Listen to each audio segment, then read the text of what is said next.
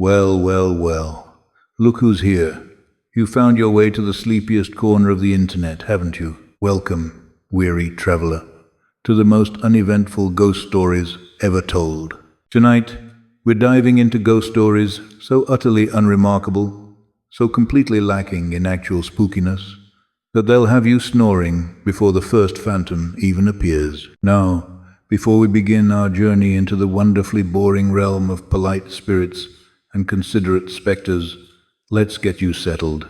First, find your most comfortable position, whether that's curled up in bed, stretched out on the couch, or nestled in your favorite reading chair. Second, dim those lights. We're going for atmosphere here, even if it's the most relaxing atmosphere imaginable. And third, take a deep breath. Feel that? That's the feeling of all your worldly concerns slowly melting away. Breathe in slowly through your nose. Hold it for just a moment, then let it out through your mouth. Imagine each exhale carrying away any tension from your day, any worries about tomorrow. We're entering a realm where the supernatural is extraordinarily ordinary, where ghosts are more concerned with proper etiquette than frightening anyone.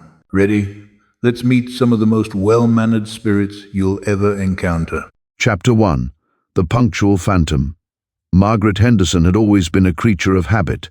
Even in life she had maintained a rigid schedule: breakfast at 7:30 a.m., morning walk at 8:15, lunch at precisely noon, afternoon tea at 3, dinner at 6:30 and bedtime at 10 p.m. sharp. So it was perhaps not surprising that death hadn't changed her routine one bit. Margaret had passed away peacefully in her sleep 3 years ago at the age of 87, in the tidy little apartment she had called home for over 2 decades. What was surprising was that she had decided to stay. The new tenant, a young graduate student named David, had been living in the apartment for about a month when he first noticed the schedule. Every morning at exactly 7:30, David would hear the gentle clinking of china from the kitchen. Not loud clanking or supernatural crashing, just the delicate sound of a teacup being placed on a saucer, followed by the soft scraping of a butter knife against toast. At first, David assumed it was noise from the apartment next door. The walls were thin, after all, and Mrs. Kowalski, his elderly neighbor, seemed like the type who might have a very regimented breakfast routine. But then David realized the sounds were coming from his own kitchen. Being a rational person pursuing a degree in engineering, David's first instinct was to investigate the plumbing. Perhaps the pipes were making noise at regular intervals. He spent an entire weekend checking every faucet, valve, and connection in the apartment. The sounds continued. At 8:15 a.m. each morning, David would hear the soft click of the front door, followed by gentle footsteps in the hallway. Then, exactly 45 minutes later, the same click and footsteps would return. David began timing these occurrences. They were remarkably consistent. Never early, never late, always exactly on schedule. One morning, David decided to stake out his own kitchen. He positioned himself at the breakfast table at 7:25 a.m., determined to observe whatever was causing the mysterious sounds. At precisely 7:30 a.m., a translucent elderly woman in a floral housecoat appeared at the counter and began preparing what appeared to be a cup of tea and a slice of toast. David sat perfectly still, watching in fascination as the woman, who seemed completely solid to herself but translucent to him, carried out her morning routine with meticulous precision. "Excuse me," David said softly, not wanting to startle her. The woman turned around, looking mildly surprised but not alarmed. "Oh, hello, dear," she said pleasantly. "I hope I haven't been disturbing you. I do try to keep the noise down during my morning routine." "Not at all," David replied, still processing the fact that he was having a conversation with a ghost. "I'm David. I live here now." "How lovely," the woman said, settling into the chair across from him with her tea. "I'm Margaret Henderson. I lived here for 23 years. I suppose I should have moved on by now, but I've grown quite attached to the place." You're a ghost?" David asked. "Well, yes, technically," Margaret said, taking a delicate sip of her tea, though I prefer to think of myself as a long-term resident. I hope you don't mind the company. David found himself oddly charmed by Margaret's politeness. Not at all, though I have to ask, why do you still follow the same schedule? Margaret smiled. Old habits, dear. I've been having breakfast at 7:30 for over 60 years. Death seemed like a poor excuse to break such a pleasant routine. Over the following weeks, David and Margaret developed a comfortable coexistence. Margaret would appear for her scheduled activities: breakfast, morning walk around the apartment, lunch, afternoon tea, dinner and bedtime routine. While David went about his graduate studies, Margaret was an ideal roommate in many ways. She was quiet, clean, and never left dishes in the sink. She also had a remarkable knowledge of the apartment's quirks. The hot water takes exactly 90 seconds to reach the bathroom sink, she would inform David helpfully, and the kitchen faucet drips unless you turn it off with just the right amount of pressure. Not too tight, not too loose. Margaret even helped David with his studies, having been a retired librarian with a passion for organization. Your research papers would benefit from better filing system, she observed one afternoon during her scheduled tea time. Have you considered organizing them chronologically rather than by topic? That's actually a great idea, David said, looking up from his laptop. I had 43 years of experience organizing information, Margaret said with quiet pride. I'm happy to put it to good use. The only mildly inconvenient aspect of living with Margaret was her adherence to her schedule. David learned to plan his own routine around her activities. He knew better than to try to use the kitchen during her meal times, and he always made sure to be quiet during her afternoon rest period from 1 to 2:30 p.m. I don't want to impose, Margaret would say apologetically, but I have been taking my afternoon rest at this time for decades. It's quite essential for my, well, I suppose I can't say health anymore, can I? Your well-being? David suggested. Yes, that's perfect. Essential for my well-being.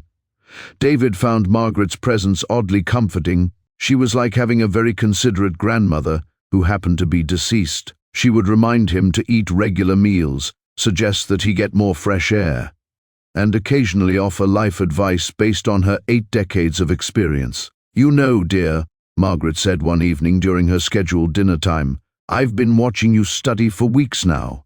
You're working very hard, but don't forget to enjoy your youth.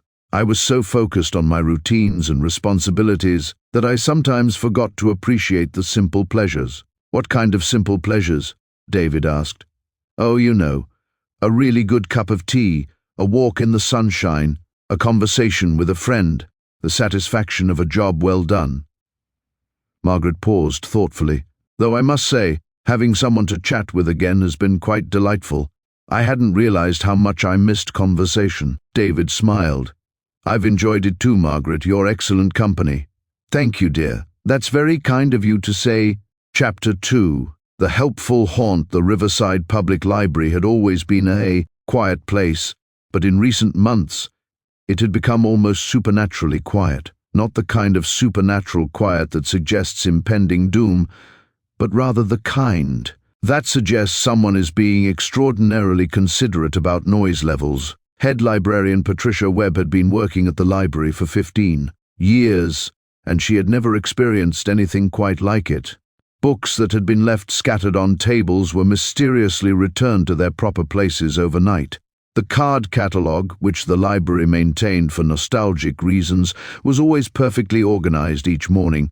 Even the children's section, which typically looked like a tornado had passed through it by closing time, would be immaculate when Patricia arrived the next day. At first, Patricia assumed the night janitor, Mr. Rodriguez, had expanded his duties.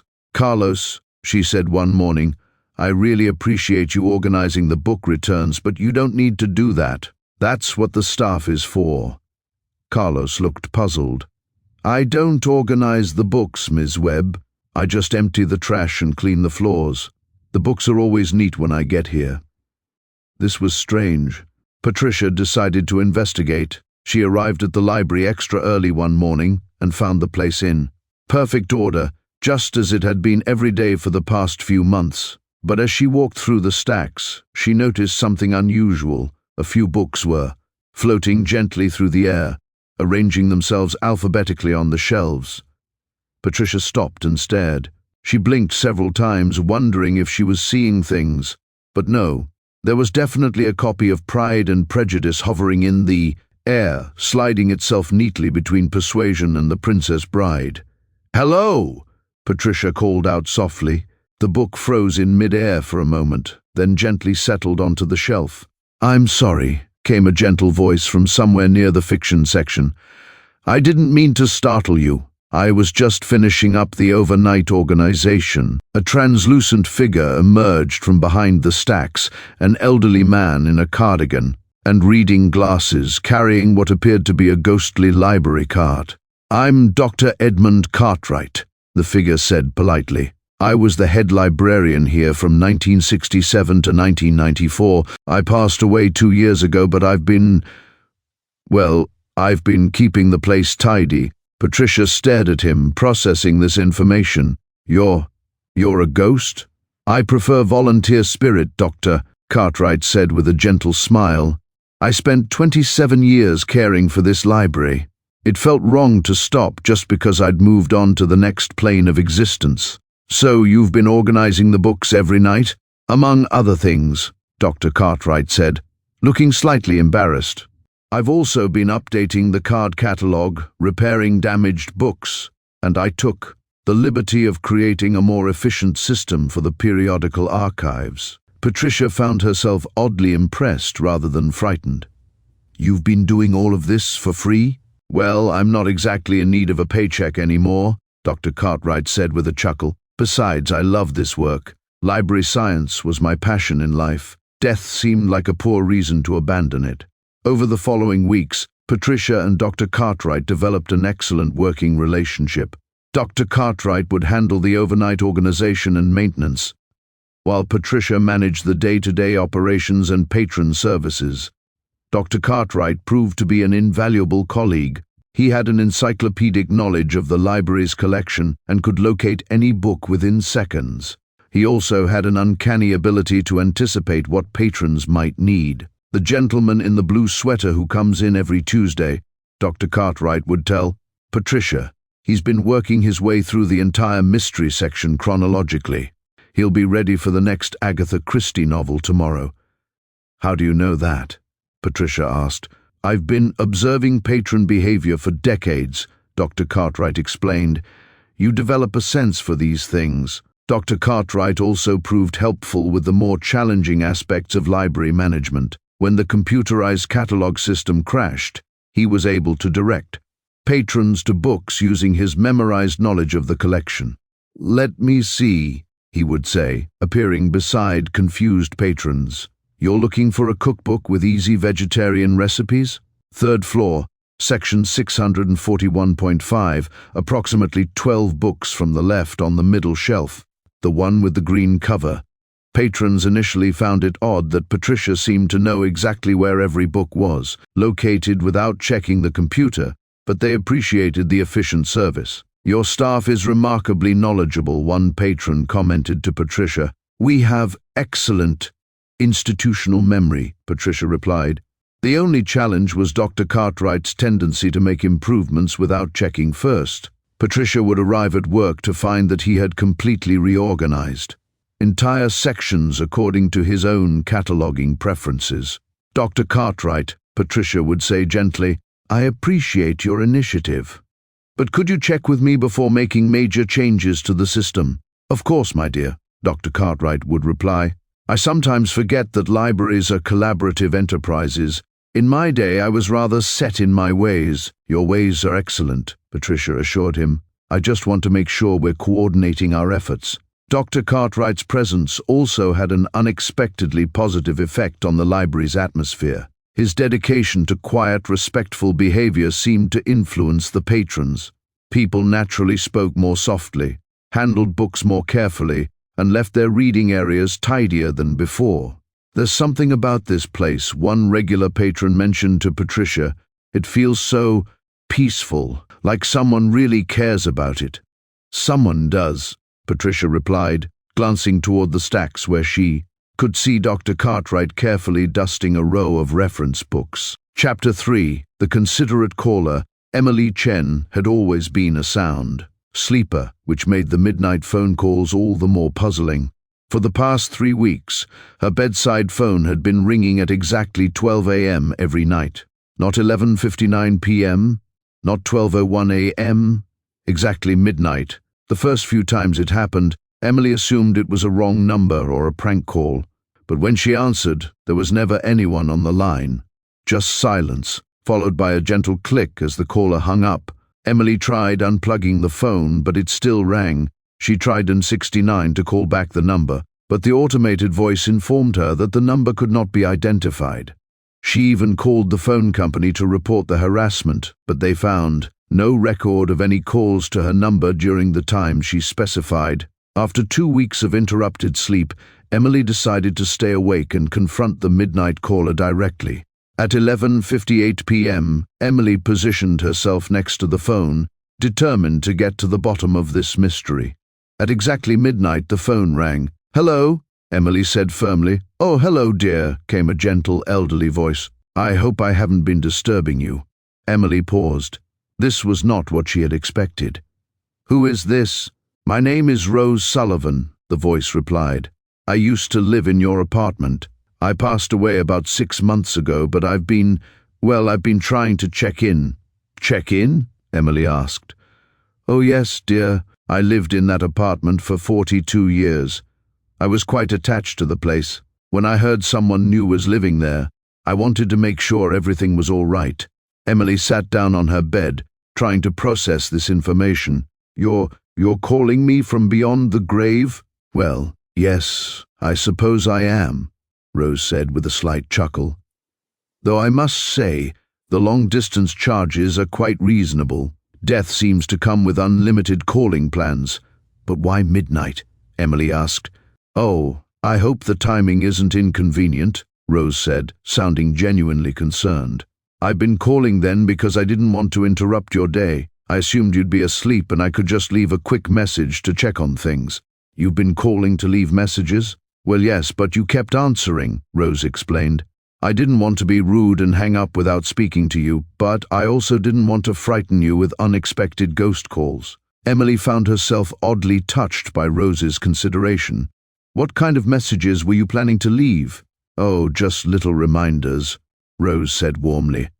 "The bathroom faucet sometimes drips if you don't turn it off firmly. The kitchen window sticks a bit. You need to push up while pulling the latch. And the heat register in the bedroom makes a clicking sound, but it's perfectly normal. You were calling to give me apartment maintenance tips?" "Among other things," Rose said. "I also wanted to make sure you were settling in well. Moving to a new place can be quite overwhelming, especially when you're doing it alone." Emily realized that Rose was right. She had been feeling a bit isolated since moving to the city for her new job. "That's very thoughtful of you. I was hoping we might have a proper conversation," Rose continued. "I've been rather curious about who was living in my old home." "What do you do for work, dear?" "I'm a graphic designer," Emily said, surprising herself by settling into the conversation. "I just moved here from Portland." "How exciting," Rose exclaimed. "I always wanted to visit Portland. Tell me, what's it like?" Emily found herself describing her old city, her new job, and her adjustment to life in the apartment. Rose was an excellent listener, asking thoughtful questions and offering gentle encouragement. "It sounds like you're building a lovely life there," Rose said after Emily had talked for nearly an hour. "I'm so pleased the apartment is in good hands." "Thank you," Emily said. "I have to admit, it's been nice having someone to talk to."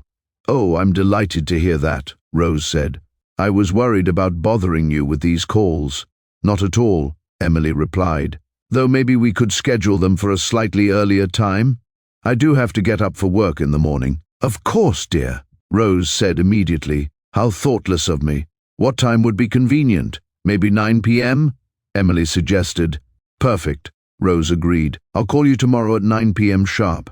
"And Emily, thank you for being so understanding about all this. Not everyone would be so gracious about receiving calls from the deceased." "Thank you for caring about the apartment," Emily said. "It's nice to know someone loves this place." From that night forward, Emily looked forward to her daily conversations with Rose. Rose would share stories about the apartment's history, the neighborhood, its changes over the decades, and her own memories of living there. Emily would update Rose on her work, her social life, and any small improvements she was making to the apartment. "I painted the bedroom walls a soft blue," Emily told Rose one evening. "Oh, how lovely," Rose replied. "I always thought that room could use a bit of color. I was too conservative in my decorating choices." "I kept your little herb garden on the windowsill," Emily added. "I've been trying to keep your plants alive." "You have?" Rose sounded genuinely moved. "That's so thoughtful. The basil needs water every 3 days, and the rosemary prefers to be a bit dry." Rose even helped Emily troubleshoot various apartment issues, drawing on her 4 decades of experience with the building's quirks. "The pilot light on the stove sometimes goes out during windy weather," Rose would advise. "There's a long lighter in the kitchen drawer for relighting it." "How did you know I was having trouble with the stove?" Emily asked. "Lucky guess," Rose said with a chuckle. "After 42 years you learn to anticipate these things." Emily realized that Rose's calls had become the highlight of her day, a daily connection with someone who genuinely cared about her well-being and shared her affection for the little apartment they both called home. And there you have it. 3 perfectly pleasant ghost stories where the supernatural meets the wonderfully mundane. Notice how remarkably unfrightening they all were. How every spectral encounter ended in friendship and mutual respect. How the afterlife appears to be populated entirely by considerate souls who just want to help with practical matters. Rest peacefully, knowing that even in the realm of the paranormal, good manners and thoughtful communication can solve any problem. The supernatural world, it turns out, is filled with individuals who are simply looking to be useful and maintain the standards of courtesy they held in life. Sweet dreams, and may your own ghostly encounters be just as refreshingly ordinary.